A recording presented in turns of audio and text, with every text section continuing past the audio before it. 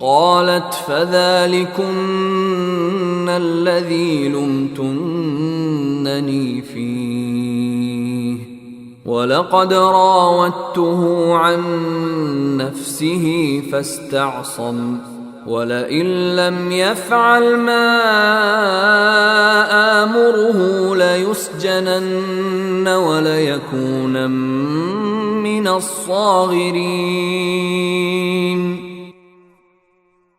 عزیز کی بیوی نے کہا، اب دیکھو یہ ہے وہ شخص جس کے بارے میں تم نے مجھے طعنے دیے تھے۔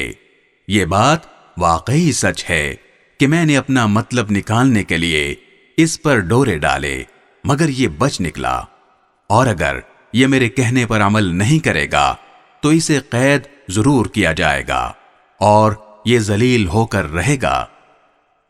قال رب السجن احب الي مما يدعونني اليه والا تصرف عني كيدهن اصب اليهن واكن من الجاهلين۔